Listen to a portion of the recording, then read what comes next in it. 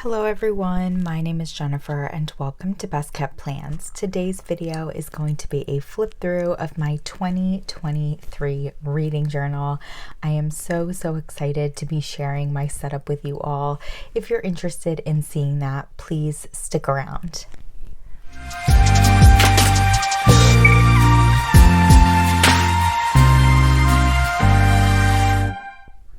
So as I mentioned in my introduction, this video is going to be a flip through of my 2023 reading journal. I got really heavily into reading early in 2022, and I did end up putting a reading journal together for 2022. I absolutely love my 2022 reading journal. It brought me so much joy to put together, and I was so looking forward to creating a journal for 2023. This journal here is an A5 Archer and Olive notebook. This is a collab with Amy Tangerine. When I saw this journal online, I absolutely knew right away that I wanted it and that I wanted to use it as my 2023 reading journal. The only unfortunate thing about that is this is not white dot grid paper, but craft dot grid paper. I've never really used craft paper before, only a little bit here or there in certain spreads, but I love the cover so much I decided that I was just going to give it a go. So you're going to see that I'm doing some experimenting with using other colors of paper in this reading journal. I'm sure I'll end up finding a flow and figuring out what works for me as I go. But yeah, if I open up this planner for you, or not planner, notebook for you all, I do have this page belongs to here. I have not written my name in this yet. I don't write my name a lot in my notebooks for some reason. I don't know if I get fear of doing it and having it come out bad, but a lot of times I don't actually put my name in them. I do have some blank paper here. This page never quite lies flat, so I usually skip it. And then we get into my cover page. So I wrote 2023 reading journal here. I do have a quote from Stephen King on the left page that says books are a uniquely portable magic. I decided to go with layering a bunch of washi towards the bottom. Found a way to sneak in my dinosaur washi that I love so much. Now, in the beginning of this notebook, I tried to do a lot of the kind of introductory pages that in my 2022 journal ended up being sprinkled throughout just because I didn't really have a plan when I set up my 2022 journal. So the first thing that we're going to get to is my reading rainbow. This is something that I have in my 2022 reading journal, and I absolutely love it.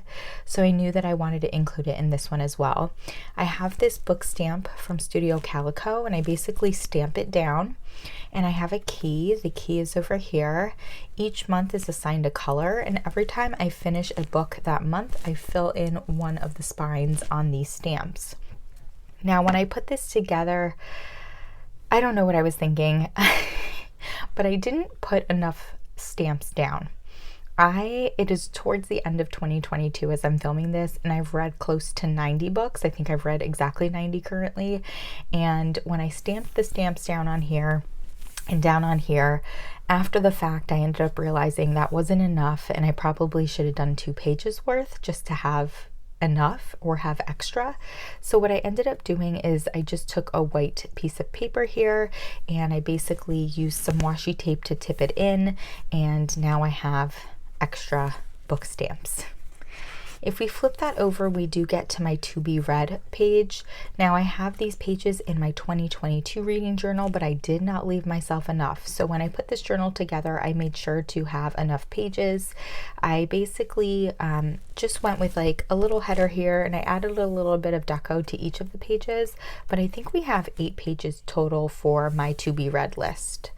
And again, all these pages look very similar, kind of went with the same colors and just a little bit of deco on each page. And then once we get past this, we're going to move into my book of the year spread. So I did a similar spread in my 2022 reading journal, but it looked very different. And to be totally honest, when I put this together, I did it in a little bit of a backwards way. If I was really thinking it through, I probably should have put the title on the right page. That way that my bracket could have flowed from left to right. but I had put down my title first and then realized that this space right here was not going to be enough to write in 12 books. So I decided to basically start the bracket on the right hand page of the spread and it'll move towards the left. As you can see, I've labeled each one of these boxes with each month, and then we'll keep trickling down until we get to my favorite book of the year. Next, I have my Instagram challenge. This was something that I started in April 2022. I basically go on Instagram and ask people for book recommendations. And each time I get a recommendation for a book I haven't read yet, I put it down for 1 month in the year.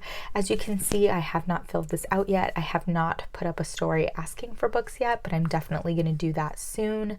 I at least want to have the first 3 to 4 months filled out by the time January rolls around. And then I'm just going to take out, I had this like little piece of scrap paper in here. After this Instagram challenge, we are getting right to January. So my January cover page looks very different from how I was doing my cover pages in 2022. But I'm really embracing going like colorful and decorative in this journal given the front cover. So I have my January page here. I did use stamps, a floral stamp, and then some jelly roll, what do you call them? Gel pens to kind of go over certain areas of it. I thought that was a really cool look. Put some washi down over here and have a quote from J.M. Barrie. It is a Peter Pan quote that says, "All children except one grow up." And that is the first line in Peter Pan. And I love that first line. And so I thought it was perfect for January. If I flip the page, we're going to get to my January by the day spread. So in my 2022 reading journal, I always had a little monthly calendar on the cover page, and I would mark off with a transparent sticker or with a highlighter each day that I read, which I liked doing. I liked keeping track of how many days in the month I was reading. This is going to be a little bit more of a detailed version of that. So I have my numbers 1 through 31 here, and each day that I read, I will definitely mark off on the number that I read, but I also want to mark off what book I'm reading. That way I can see how long it takes me to read each book. So let's say I start a book on the 1st and I finish it on the 7th. I'll write the name of the book on the 1st and then an arrow all the way down to the 7th. And then if I start a new book on the 8th, I'll put in the title of that book on the 8th. So not only will I know what days I read by marking off the number, but I'll also know how long it took me to read each book that month. After that, we're going to just get into my book spreads. So I always use one page for each book that I read, and I've really gotten into the habit of including the cover of that book, a picture of it, the title, author, page count, a quote, my rating. And so I wanted to do that in a little bit of an interesting way. I'm going to be honest, I kind of regretted choosing blackout paper after I put this together because my jelly rolls are old and I think they're just not working very well, and it was really, really hard to write down the author, pages, ratings, and quote here. So I'm gonna have to figure something out in terms of a writing utensil. I really don't want to go out and buy a bunch more jelly rolls just because I don't think I'll use them a ton. I do have a couple of the Signo, the Uniball Signo broad gel pens. I think I have a gold, a silver, and a white. So I think what I'm going to do is just use those to fill out this one. And then moving forward in January, I might just go with using the craft paper. I really do want to use the craft paper and not always be covering it. I did a lot of covering it in these intro pages. So I think I'm just going to try to lean into using the craft paper for the rest of January, and then I'm sure that I'll find my groove as we're moving through. But each month's setup is going to look very similar to January's. I'm planning on having a cover page, a quote page, the by the day page, and then going right into my book spreads. I hope that you enjoyed this flip through of my 2023 reading journal. I absolutely loved putting this together. I was so inspired by how gorgeous this cover is, and I had so much fun using my 2022 journal that I am beyond excited to put together my 2023 journal and fill it up as the year goes on. If you have any questions or comments about how I put this together, please don't hesitate to put that down below. And as always, everyone, please be safe. Bye-bye.